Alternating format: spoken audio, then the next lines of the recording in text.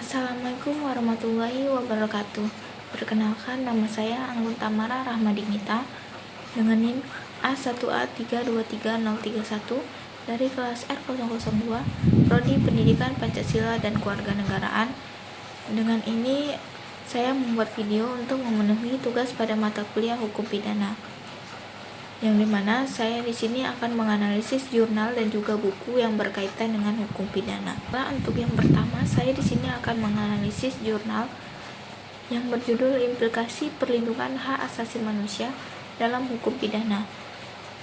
Di dalam jurnal ini menjelaskan bagaimana prinsip-prinsip HAM berperan penting dalam proses penegakan hukum pidana di Indonesia. Nah, HAM atau hak asasi manusia merupakan hak dasar yang melekat pada setiap manusia. Di Indonesia, HAM dijamin oleh Pancasila dan Undang-Undang Dasar 1945. Tapi dalam praktiknya, pelanggaran HAM masih sering terjadi, mulai dari penyiksaan dalam penyelidikan, penahanan sewenang-wenang, hingga kurangnya perlindungan terhadap korban. Karena itu, pada jurnal ini melihat bagaimana sistem hukum pidana harus benar-benar menjamin perlindungan hak asasi manusia, baik bagi tersangka maupun bagi korban. Nah, jurnal ini menggunakan penelitian pendekatan hukum normatif, yang artinya penulis menelaah undang-undang, teori hukum, dan penelitian terdahulu untuk melihat bagaimana HAM diterapkan dalam hukum pidana. Untuk fokus pada penelitian ini mencakup pada 3 hal. Yang pertama yaitu dasar hukum perlindungan HAM, yang kedua hak-hak apa saja yang dilindungi, dan yang ketiga bagaimana implementasinya dalam praktik. Pada jurnal ini menemukan beberapa hal penting, yaitu pertama, perlindungan HAM membatasi kekuasaan negara, yang dimana negara tidak boleh menggunakan kewenangannya untuk melakukan kekerasan, penyiksaan, atau tindakan diskriminatif. Yang kedua yaitu perlindungan terhadap tersangka sangat penting, yang dimana setiap tersangka berhak atas pendampingan hukum, hak untuk membela diri, dan hak untuk mengetahui tuduhan, serta hak untuk tidak disiksa. Semua ini wajib dijamin agar proses hukum tetap adil. Yang ketiga yaitu korban juga memiliki hak yang harus dipenuhi, yang dimana korban berhak mendapatkan perlindungan, kompensasi, dan pendampingan, serta pemulihan baik secara fisik maupun psikologis. Namun dalam kenyataannya, perlindungan korban di Indonesia masih perlu diperkuat. Yang keempat yaitu hukum pidana harus dibentuk secara adil dan proporsional, yang dimana hukum tidak boleh terlalu berat, tidak boleh berlaku surut, dan harus sesuai dengan prinsip-prinsip HAM. Meskipun aturan tentang HAM sudah jelas, penerapannya masih banyak sekali tantangan, yang juga masih sering ditemukan dalam penyimpangan dalam penyelidikan, intimidasi terhadap korban, serta proses hukum yang tidak transparan, yang dimana ini menunjukkan bahwa perlindungan HAM dalam hukum pidana belum optimal dan membutuhkan komitmen kuat dari negara, aparat, penegak hukum, dan masyarakat. Untuk secara keseluruhan, jurnal ini menegaskan bahwa perlindungan HAM adalah fondasi paling penting dalam penegakan hukum pidana. Dengan melindungi tersangka, memberi keadilan bagi korban, dan membatasi kekuasaan negara, barulah sistem hukum dapat berjalan adil dan manusiawi. Perlindungan HAM bukan hanya tugas pemerintah, tetapi tanggung jawab kita bersama untuk memastikan bahwa hukum benar-benar menjadi alat keadilan. Baiklah, itu saja analisis singkat jurnal yang berjudul Implikasi Perlindungan Hak Asasi Manusia dalam Hukum Pidana. Baiklah, semoga jurnal ini dan juga video analisis ini dapat menjadi referensi dalam memahami pentingnya HAM dalam proses hukum di Indonesia. Nah, untuk selanjutnya di sini saya akan analisis buku yang berjudul Pengantar Hukum Pidana, Transisi Hukum Pidana di Indonesia.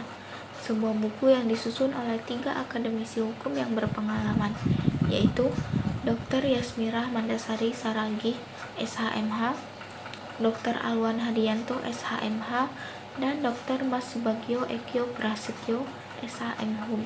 Buku ini membahas dasar-dasar hukum pidana, sekaligus memberikan gambaran tentang perubahan besar dalam sistem hukum pidana Indonesia, terutama setelah disahkannya KUHP baru pada tahun 2022.